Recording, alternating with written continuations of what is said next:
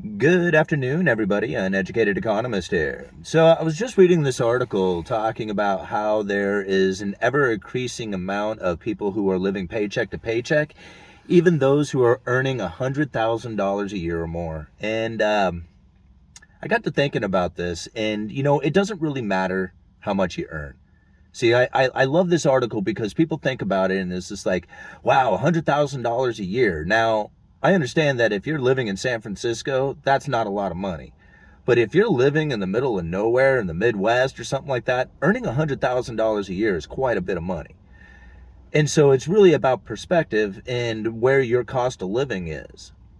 And that's really what it comes down to is your cost of living. It doesn't matter how much you earn, it matters how much you can save. And now I think about somebody who's earning $100,000 a year. He may be single, living in an apartment, driving a car, living their life thinking, man, it's really tough out there to try and pay for an apartment and have a car and, make your bills and buy groceries and do all the other stuff. Like, if you're an individual person doing that. Then I think about my friend who has 3 kids living on her own as a single parent, trying to work and raise these kids, and thinking about how tough it is there when your car breaks down and you don't have any money to fix it, or you run out of groceries and you have to wait till you get paid, or hit the food bank or something. Living without because you simply don't have the means. Most people who earn $100,000 a year don't understand that. Like, if they need a gallon of milk, they go get a gallon of milk. But if you have ever lived where you can't get the gallon of milk, you have no way of getting it. You have scrounged up every penny that you have, there is none. You count the 50 cents that you have in your pocket as part of your wealth. That's the position that many Americans are in. You earn $100,000 a year, it's a little uncomfortable. But if you're earning $35,000 or $40,000 a year and you have a couple of kids and you live in a expensive area, and how do you get out? How do you leave? How do you find the means of making it? It's a struggle every single day for you. I know, I lived that life most of my life, that's the way I was. A lot of it was my own problems. A lot of it was drowning it in alcohol. What's funny about that is you think, man, once I get out of alcohol, my whole life is going to be better. I'll be able to save all this money and I'll be able to have this really wonderful life again. Okay? And so you give it up and then you realize, man, my problems are far worse than I ever imagined. I was just covering it all up with alcohol. And so you start dealing with your life in the way that you feel that you should. You realize you don't earn enough money. No matter how much money you earn, it's never enough. Ever. Like, I don't care if you're earning $100,000 a year, $50,000 a year, $135,000. It's never enough money, ever. You always want better cars, better vacations, better houses, better stuff, better clothing. Everything has always got to be better and more. Hardly anybody can take the position that is, I'm going to earn this money and I'm going to continue to live the frugal life that I can. It's very difficult to make that conscious effort. And most people just can't do it. It's not within human nature. You have to fight against your human nature to want better and bigger.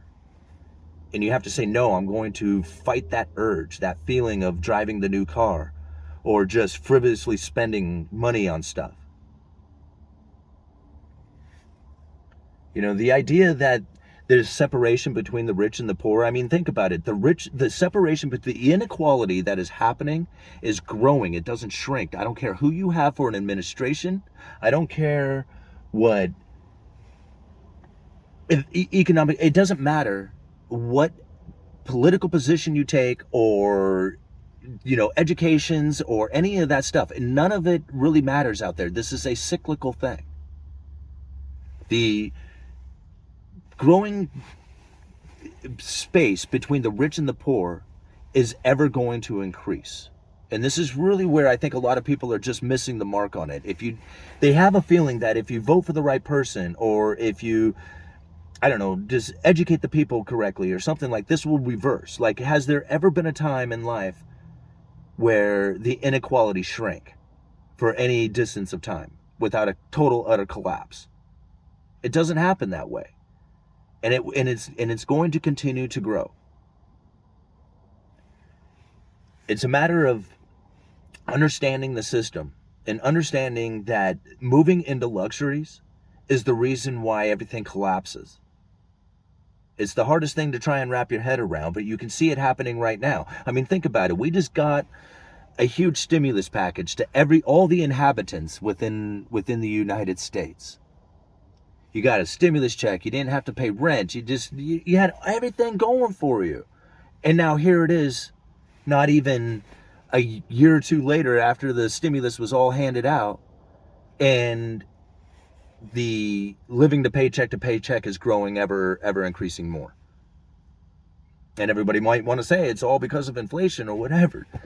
No, it's not. It's because people move their standard of living up. Think about how many cars got sold. Think about how many overpaid items that people bought because they didn't think they were going to be able to get it. Like, they overspent, overconsumed, because they thought the shortages were going to last forever. And this is the situation that we're now in. Nobody has any money. They're wondering what it is they're supposed to do. How this recession's kicking in, and it's so devastating, the price of everything moving up. And I'm thinking to myself, did you prepare? Did you prepare your life for it? Did you prepare your life for it by keeping your standard of living as low as you possibly could so that you could absorb a hit if you lost an income? Do you have emergency funds? Did you position yourself in that way? No, right? So now they're sitting in a stuck position wondering, oh gosh, what happened? I mean, it's not my fault that I'm in this position, right? I mean, no responsibility for yourself. Is that what this country has come to? I think about it. I work a day job. I try to do YouTube. I try and do side gigs. And everything that I do not try and increase my standard of living, but increase my savings. I mean, I don't drive a new car. I could. I want to. But I hold back on buying the new car because I don't feel that right now is an appropriate time to be buying new cars. I think right now is an appropriate time to be hunkering down to try and get your living expenses as down as low as possible so you don't end up like one of these people who earns $100,000 a year living paycheck to paycheck. That doesn't make any sense to me.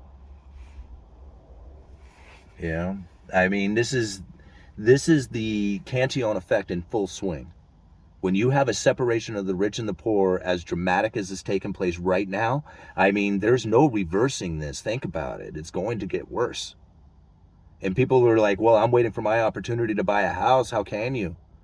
The rich are the ones who buy houses, and they're leaving us. They're leaving us behind. The inhabitants are being left with nothing. You can tell because the people who earn more money can't make it. They're living paycheck to paycheck. How is it they're supposed to buy a house? How is it that you're supposed to buy a house unless you're earning at least $100,000 a year or more? Think about it. The average person out there doesn't even remotely come close to that.